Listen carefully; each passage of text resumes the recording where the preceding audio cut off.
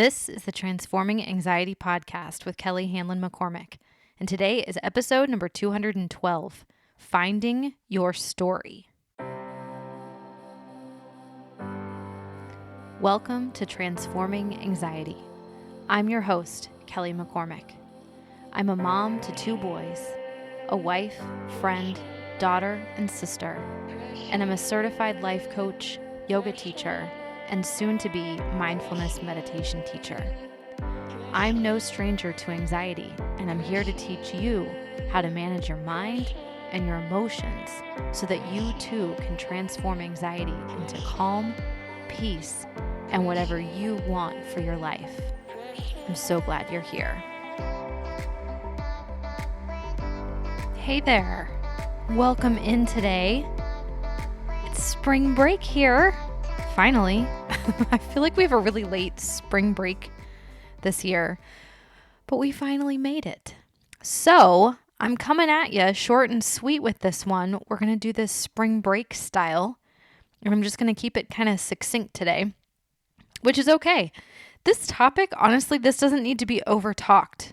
I feel like most everything doesn't need to be over-talked. You might have noticed, right? I want you to just consider this. I want you to see if you can find how it works and how this fits for you, and then be willing to just stay aware, stay present with it, to just keep bathing it in awareness. Because this one isn't about fixing anything so much as it is about waking up to something, like you're something. Because today, we're going to talk about finding your story. And what I mean is finding the story you tell the most often. The story you tell about yourself, the story you tell about your situations and circumstances, the way you explain how things are going in your life. I also call this the thing that is your thing. And we all have one or 3. And I think one of the most important things we can do in building our own self-awareness is to be hip to the thing that is our thing. First thing to know is you have one. We all do. Next thing is to find out what it is and then to just start watching it pop up everywhere. Once you know it's there, you'll start seeing how prevalent it is. And from there, it really starts to lose its power over you. So, first, let's talk about how you find out what your story is. And then we're going to go through a few examples.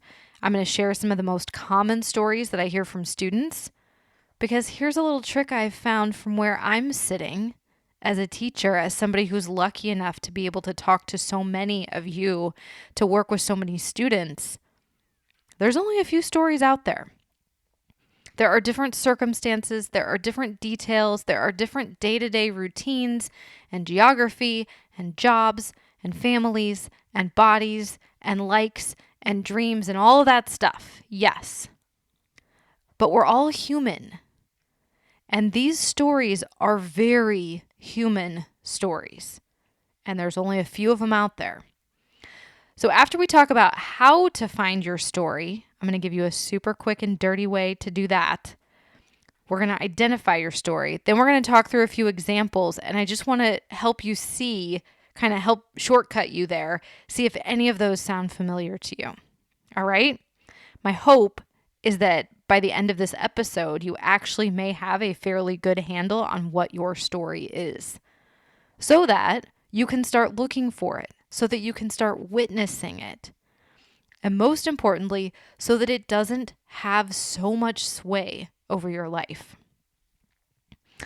All right, 2 key ways to find out what your story is. Remember, your story is the thing that is your thing. This is your predominant narrative, the thing you say about pretty much everything. And there are 2 really easy ways to hone in on the thing that is your thing. And they're kind of opposite sides of the same coin. So this is the quick and dirty way to find your story. Whenever you say either, this always happens, or this never happens, Those are huge clues into your story. I always get overlooked at work. I always date this kind of person. My kids always ignore me. I always wind up doing everything around here. These are things I hear. These are stories that I hear, and they are clues into the thing that is your thing. Alternatively, the family is never grateful for the things I do. I never get promoted. My partner never listens to me or understands me. These are also big clues into how you're talking to yourself, how you view your life, how you think, and what you believe is possible for you. So think back. Think back over the past few days, weeks, months, and I just want you to see if you can find some always or never comments. Like, what do you say that way? Things that even seem true. They most likely seem true. You probably have a lot of evidence to support whatever your always or never thinking is. In fact, that maybe the people in your life closest to you would even agree with you. They have the same story about you. And instead of knowing, instead of remembering, right, that these are just thoughts, just stories, just ideas in your head, you've started believing that this is true about who you are. That those things do always happen, or that they never work out. You say this like you would report the fact of 2 + 2 = 4, like this is just how it is. It always goes down like this. It never happens like that for me. What can you do? But I want you to start viewing this instead as a hint that you're onto yourself. That you're uncovering the thing that is your thing. That you're finding your story. We do so much meaning making in our minds, through our thinking, through our stories. And it's not true. It's not like capital T true. It's just that we've put a lot of focus there. We place our attention there. So it starts seeming more real and more true. That's all. It's a sense. It's not reality. All right, so let's talk through a few examples. These are things that I hear often from students, the ways they talk to themselves about themselves. These are the stories. I've taken a whole bunch of specific always or never thinking. And these are the stories that, like, if you distill it down to its core, to its essence, these are the stories they tell about pretty much everything that happens to them, pretty much everything around them, pretty much everything in their lives. So here they are. Number 1, I can't handle it. Number 2, I'm not good enough. Number 3, I don't deserve it. Number 4, they don't like me, or I don't belong. Number 5, I won't be able to figure it out, also known as I'm not smart enough. And number 6, something is wrong with me. Any of that sound familiar? Like I said, there's only a handful of stories out there. Most of them can be boiled down into one of these 6. So when you notice that always never talk that you apply to really specific situations in your life, like work or family or relationships or health, then you can start looking for the story underneath that. Like, what are you actually saying when you say, I never get the promotion? The story underneath that is, I don't believe I'm good enough. I'm not good enough, right? What are you actually saying when you say that you always date the wrong kind of person? You're saying to yourself, there's something wrong with me, right? You see what I mean? You take the really specific always never talk and you extrapolate it out. You find the more general story, the thing that is your thing. And for most of us, we see how we apply that story to like everything. We make that story mean something about who we are. We apply it to multiple scenarios, multiple areas of our lives. And the more we tell that story, the more we believe it. The more we tell it, the more evidence we create that it's true. And that's only because we're overly involved in our thinking. We're too lost in our minds and our thoughts and our stories. We totally lose track of connection and all of the sensory data that we have available to us. We stop investigating at the level of the body, of our emotions. Okay, so why do any of this? Like, what's the point, right? Why get curious about the stories you're telling? Why get curious about finding your story? Why is it helpful to know the thing that is your thing? Because that thing is running your life. That story, that idea, that narrative, you are creating an entire reality for yourself based on the thing that is your thing. Finding your story is extremely important. So think about it this way for a second. You all know somebody, we all know somebody like this, right? We know somebody in our life who has like a woe is me story. Someone in your life who has an approach to pretty much most things where they take the attitude like, ugh, this isn't going to work. A victim mentality, right? You might say. And you can see it in them because you're outside of the situation. You know they're going to approach their health, their work, their kids, their life with that story because it's basically who they are. Right? That's like their personality at this point, right? You with me? Yeah, you and I do that too. I know. But we do. Humans do. It's okay. It's not a problem that we have a story. It is a problem when we can't see the story for what it is. When we let that story rule our lives and we believe that story and we apply that story to every situation we encounter, then it becomes a big ol' problem. But just knowing that you have one, knowing that it's in your mind, knowing that you tell it about a lot of things, that's all right. Let it be there. Just don't give all your power over to it. Challenge it. Poke holes in it. Be willing to see where it's not always 100% completely true. Witness it.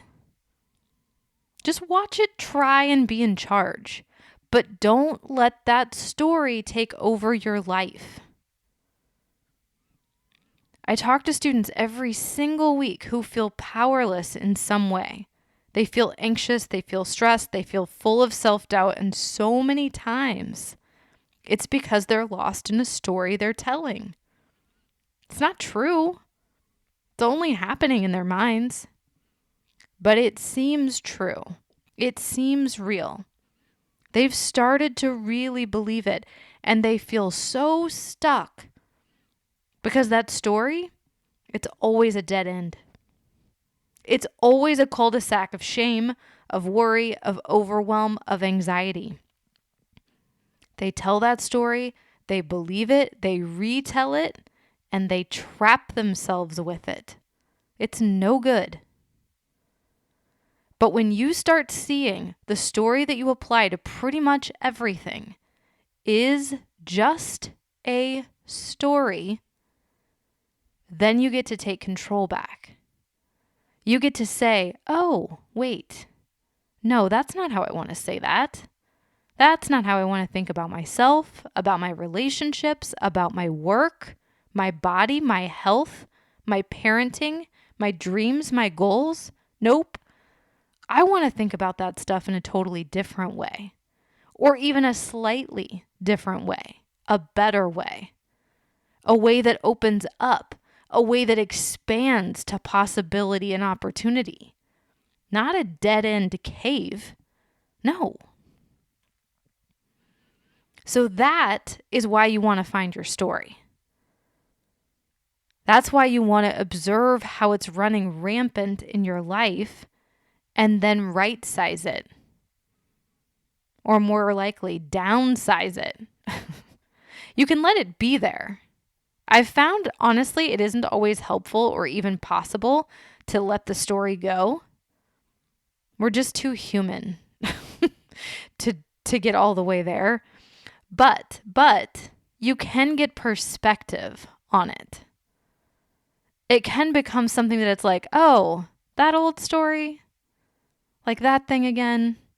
Man, I just never tire of telling that old yarn. Here we go again. Doesn't make it true, right? Repetition will burn it into your brain, but it doesn't make it real without your consent. So, find your story. Look at it. Get aware of it. Be on the lookout everywhere for it. Watch it show up again and again, just all over your life. And let it be what it is. It's only a sentence in your mind. Instead of, you ready for this turn of phrase? Instead of letting it be a life sentence that you're living out. Yeah? Yeah. All right, my friends, spring break style, short and sweet, finding your story. So good to be with you today. It's always so good to hang out with you. Please, if you would, take a quick moment to rate and review the show if you haven't already. And I will see you at the same time, same place next week for more Transforming Anxiety. And until then, please take care. Do you have someone to help you with your stress, anxiety, worry, and overwhelm? If not, I would love to be your coach. The Fierce Calm Project is my virtual coaching program where we get to go in on topics like this one, and I can help you apply these lessons to your life so that you're creating your own transformation. We do live coaching calls, guided meditations, on-demand yoga classes. We hold book club where we read books your neighborhood book club won't, and there's lots of bonus content that I've created just for you. When you're ready to take what you're learning on the podcast to a whole other level, then come on over and check out the Fierce Calm Project at kellyhanlonmccormick.com/Fierce Calm Project.